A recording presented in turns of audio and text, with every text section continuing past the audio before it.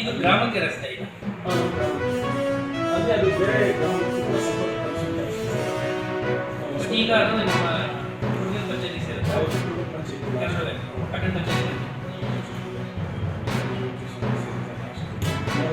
ನಿಮ್ಮ ಕೌನ್ಸಿಲಲ್ಲಿ ಯಾಕೆ ಸೇರಿಸಿಲ್ಲ? ಸೇರಿಸಿ. ನಿಮ್ಮ ಕೌನ್ಸಿಲ್ ಇದೆಯಲ್ಲ ಇನ್ನು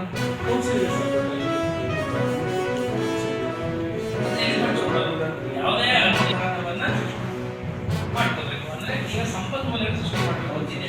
ಆಮೇಲೆ ಬಾಡಿ ಇದೆ. ಈ ಬಾಡಿ ಇರೋದ್ರಿಂದ ನೀವು ನಿಮ್ಮ ಬರೋ ಅನುದಾನದಲ್ಲಿ ಅಥವಾ ಗ್ರ್ಯಾಂಟ್ ಬರುತ್ತೆ, SLC ಗ್ರ್ಯಾಂಟ್ ಬರುತ್ತೆ ಅಥವಾ ಬರುತ್ತೆ, ಅವಾಗ ಸೇರಿಸ್ಬಿಡಿ. ನೀವು ನಿಮಗೆ ಅಧಿಕಾರ ಇದೆ, ನೀವು ಸೇರಿಸಿ. ವರ್ಷದಲ್ಲಿ ಏನಾಗಿದೆ ಅಂದರೆ ಸರ್, ಒಂದು ರಸ್ತೆ ಅಲ್ಲಿಂದ ಮೂವಂತ ರಸ್ತೆ ಗ್ರಾಮ ಪಂಚಾಯತಿ ನೀವು ಮಾಡಿಸ್ಬಿಡಿ. ಗ್ರಾಮ ಪಂಚಾಯತ್ ಮಾಡಿಸ್ಬಿಡಿ. ನೀವು ಮೆಂಬರ್ ತಾನೆ, ನೀವು ಮಾಡಿಸಿ. ಎಷ್ಟು ಕಿಲೋಮೀಟರ್ ಇದೆ? ಅಲ್ಲಲ್ಲ, ಟೋಟಲ್ ಅಲ್ಲ, ನೀವು ಸಂಬಂಧಪಟ್ಟಿದ್ದು ಎಷ್ಟು? ಅದು 3 ಕಿಲೋಮೀಟರ್ ಪುರಸಭೆಯಿಂದ ನೀವು ನಿಮ್ಮ ಇದೆಯಲ್ಲ ಪಟ್ಟಣ ಪಂಚಾಯತಿಂದ ಅದಕ್ಕೆ ದುಡ್ಡು ಹಾಕಿಸಿ. ನಾನು ಡೈರೆಕ್ಷನ್ ಕೊಡ್ತೀನಿ. ಉಳಿದದೆಲ್ಲ ಬೇಕಾದ್ರೆ ಬೇರೆ, ಯಾಕೆಂದರೆ ಎಲ್ಲ ನೀವು ಮಾಡೋಕ್ಕಾಗಲ್ಲ. ನಿಮ್ಮದು ಗಡಿ ಹಾಕ್ಬಿಡಿ. ಹಾಗೆ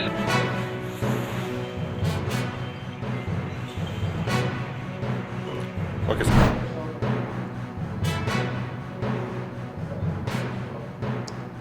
ತಾವೆಲ್ಲ ನೋಡಿದ ಹಾಗೆ ಒಂದು ಸಾಮಾಜಿಕ ಜಾಲತಾಣದಲ್ಲಿ ಕೆಲವು ಶಸ್ತ್ರಾಸ್ತ್ರಗಳನ್ನು ತೋರಿಸಿ ವಿಡಿಯೋ ರೀಲ್ಸ್ಗಳನ್ನು ಮಾಡಿರೋದು ಹರಿದಾಡ್ತಾ ಇದೆ. ಅದರ ಬಗ್ಗೆ ಈಗಾಗಲೇ ನಮ್ಮ ಸ್ಥಳೀಯ ಅಧಿಕಾರಿಗಳಿಗೆ ನಿರ್ದೇಶನವನ್ನು ನೀಡಿದ್ದೀನಿ.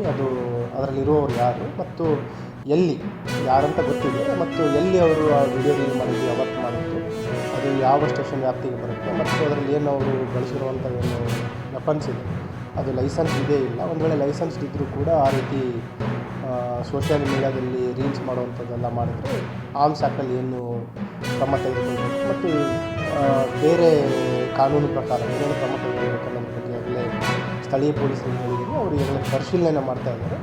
ಆದಷ್ಟು ಬೇಗ ಇದ್ರ ಬಗ್ಗೆ ಕ್ರಮವನ್ನು ತೆಗೆದಲಿಕ್ಕೆ ಹೇಳಿದ್ದೀನಿ.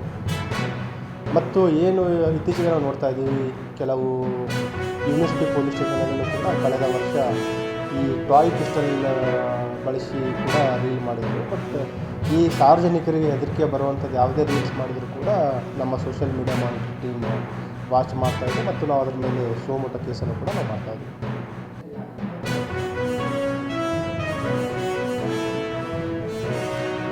ಎರಡರ ಬಗ್ಗೆ 2 ವೆಪನ್ಸ್ ಇದೆ. ಒಂದು ಸ್ಮಾಲ್ ವೆಪನ್ಸ್ ಇದೆ, ಇನ್ನೊಂದು ಲಾಂಗ್ ವೆಪನ್ ಇದೆ. 2 ವೆಪನ್ಸ್ಗಳ ಬಗ್ಗೆ ಪರಿಶೀಲನೆ ಮಾಡಿ ಕೇಳಿದ್ವಿ. ಅದು ಏನು ನೈಜ ವೆಪನ್ನ ಇಲ್ಲ ಮತ್ತು 2 ಅವರಿಗೆ ಪರವಾನಗಿ ಇದೆಯಲ್ಲ. ಒಂದು ವೇಳೆ ಪರವಾನಗಿ ಇಲ್ಲ ಅಂತಂದರೆ ಡೈರೆಕ್ಟ್ ನೇರವಾಗಿ ನಾವು ಆರ್ಮ್ಸ್ ಆ್ಯಕ್ಟ್ ಪ್ರಕರಣ ದಾಖಲಾಗುತ್ತೆ.